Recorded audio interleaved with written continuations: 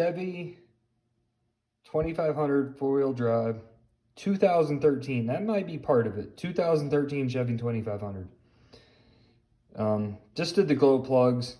Watched all kind of videos online, and people are screwing with the steering column, talking about using pipe wrenches to get ones out. I mean, just kinds of wild stuff, saying some were hard to access.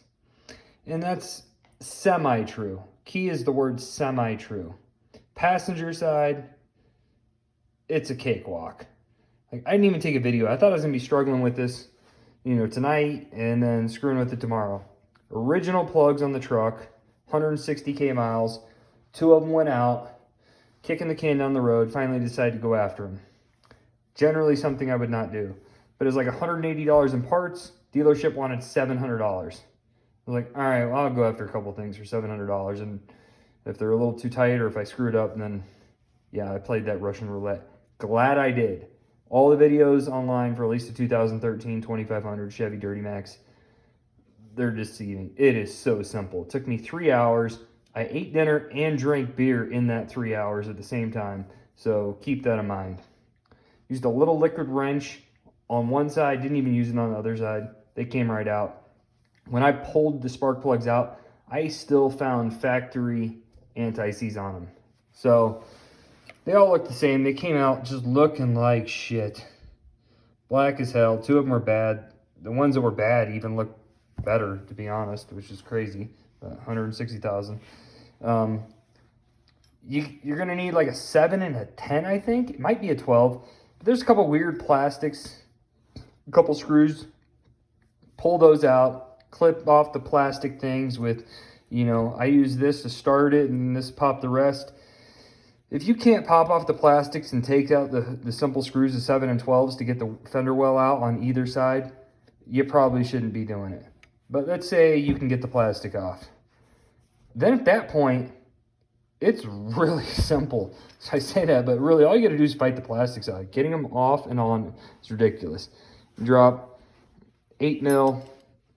You get the screw that holds the retaining clip type thing. It's a wire with a little circle clip. I don't know the exact name. Not a doctor, not a scientist. Damn it, Scotty. But basically, unscrew those, put it on. People are showing them rusted off, breaking, all kinds of crazy stuff. I live in Colorado.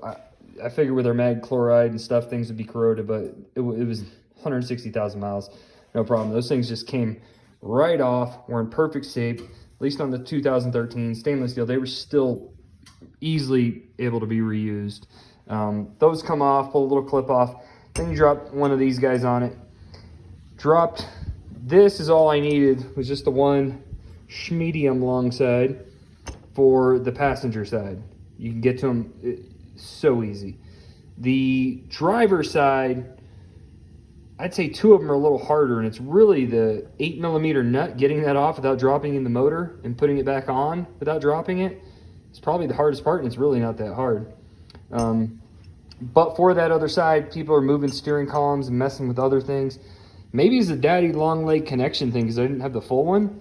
But between these 2 little girls, it snuck this 12 mil deep socket right behind the one. There's only one. It's the far up front one. I think that's number 2. I always hear these videos about 6 and 4 or something being hard. Really, it was far up front one for number 2, and this thing reached right in there, no problem. And then connected these 2 to put on the little nut, anti-seize, because my other ones came out at 160, no problem, so I put it on the new ones. When you're done screwing with that crap, of course you look like the Tin Man. But I would say literally just open it up and go after it. If there's other videos that make it seem deceptive, $180 in parts versus paying $700 for the dealership to do it. So glad I did it. Wish I made a better video, but all I can say is go after if you got a 2013. It's easy.